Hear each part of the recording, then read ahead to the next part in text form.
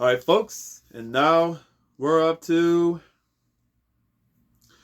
vocabulary lesson 128, the fourth part of this video. Hold on for 1 second.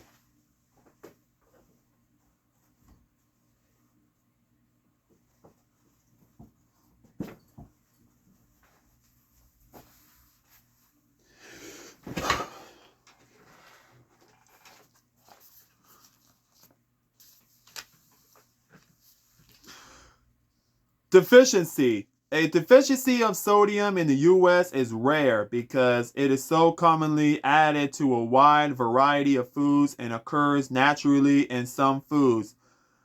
Hyponatremia is the term used to describe abnormally low amounts of sodium in the blood. This occurs mainly in older adults, particularly those living in long-term care facilities or hospitals who take medications or have health conditions that deplete the body of sodium, leading to hyponatremia. Hyponatremia. Hyponatremia. Excess. Excess.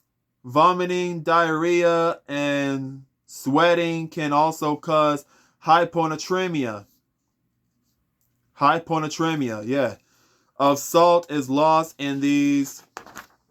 Cause hyponatremia if salt is lost in these fluids that are expelled from the body. Sometimes too much fluid abnormally collecting in the body can lead to hyponatremia, which might stem from diseases such as heart failure or liver and cirrhosis.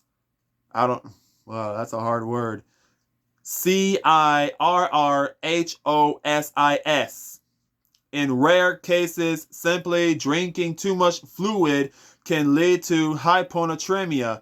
If the kidneys can't excrete the excess water, symptoms of hyponatremia can include nausea, vomiting, headaches, altered mental state, confusion, lethargy, lethargy, seizures, and coma. Toxicity. Too much sodium in the blood is called hyponatremia. Let me get the phone.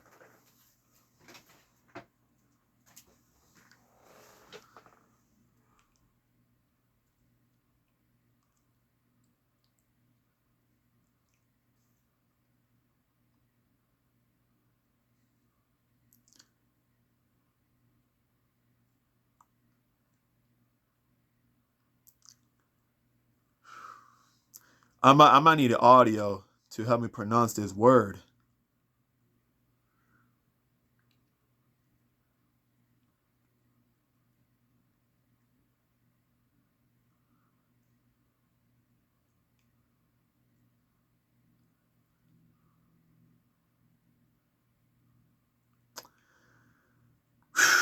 Okay.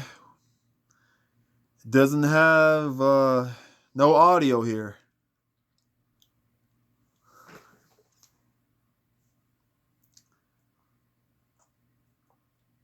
See, I try to type this word up here,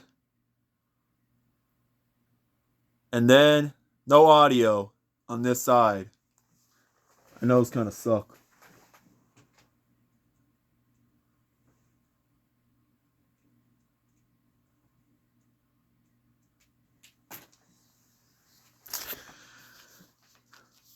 Hyponatremia. This acute condition can happen in older adults who are mentally and physically impaired, who do not eat or drink enough, or who are sick with a high fever, vomiting, or infection that causes severe dehydration, excessive sweating, or diuretic, diuretic, medications that deplete the body of water are other causes when sodium accumulates in the blood. That's crazy. Water is accumulates in the okay, no. Right, sorry. Water is transferred out of cells and into the blood to dilute it. No. Okay, to dilute it. Water is transferred out of cells and into the blood to dilute it. This fluid shift and a buildup of fluid in the brain can cause seizures, coma, or even death. Extra fluid collecting in the lungs can cause difficulty breathing. Other symptoms of hypernatremia can include nausea, vomiting, weakness, loss of appetite, intense thirst, confusion, and kidney damage. Wow. I did not it would do those things. Huh. The interplay of sodium and potassium. Sodium and potassium are closely interconnected but have opposite effects in the body. Both are essential nutrients that play key roles in maintaining physiological balance, and both have been linked to the risk of chronic diseases, especially cardiovascular disease. High salt intake increases blood pressure, which can lead to heart disease, while high potassium intake can help relax blood vessels and excrete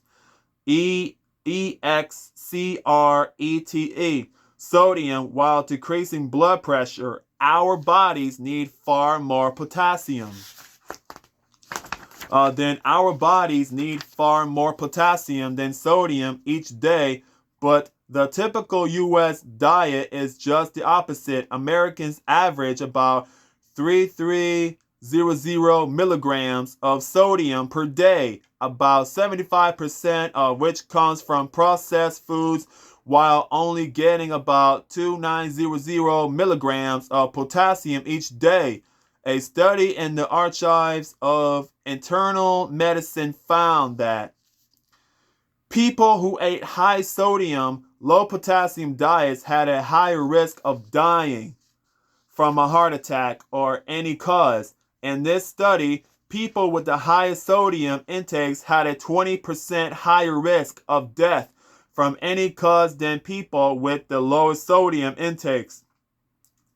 People with the highest potassium intakes had a 20% lower risk of dying than people with the lowest intakes, but what may be even more important for health is the relationship of sodium to potassium in the diet. People with the highest ratio of sodium to potassium in their diets had double the risk of dying of a heart attack than people with the lowest ratio, and they had a 50% higher risk of death from the diet. People with the highest ratio of sodium to potassium in their diets had double the risk of dying of a heart attack than people with the lowest ratio, and they had a 50% higher risk of death from any cause. People can make a key dietary change to help lower their risk. Eat more fresh vegetables and fruits, which are naturally high in potassium and low in sodium, but eat less bread, cheese, processed meat, and other processed foods that are high in sodium and low in potassium. Related. Take action. How to reduce your sodium intake. Public health concerns salt and sodium. Explore other vitamins and minerals. Vitamin A, B vitamins, and those are the one of the names are kind of hard to pronounce. So over here, the thiamine, vitamin B1, the riboflavin, vitamin B2, riboflavin, and over here, this is niacin, vitamin B3, Niacin, vitamin B3. And over here, this is pantothenic acid, vitamin B5. And this one here is vitamin B6. The biotin and biotin. Wow. Biotin, vitamin B7. And folate, folic acid, vitamin B12, vitamin C, vitamin D, vitamin E, vitamin K. And over here, this is choline, calcium, CHOLINE, calcium, and chloride, chromium,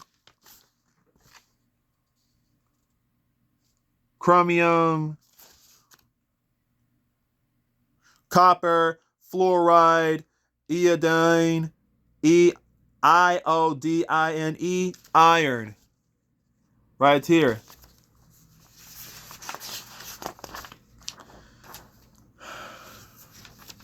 Magnesium, manganese, and molybdenum, and phosphorus, potassium, selenium, sodium, zinc, all vitamins and minerals.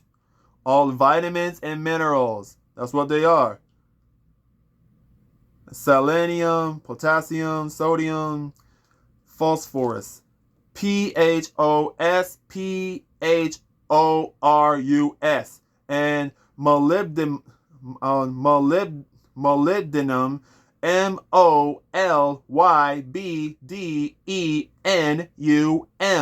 Manganese spells with MANGANESE.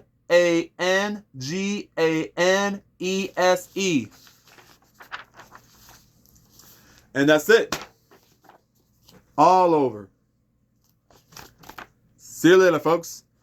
The next video, continuation.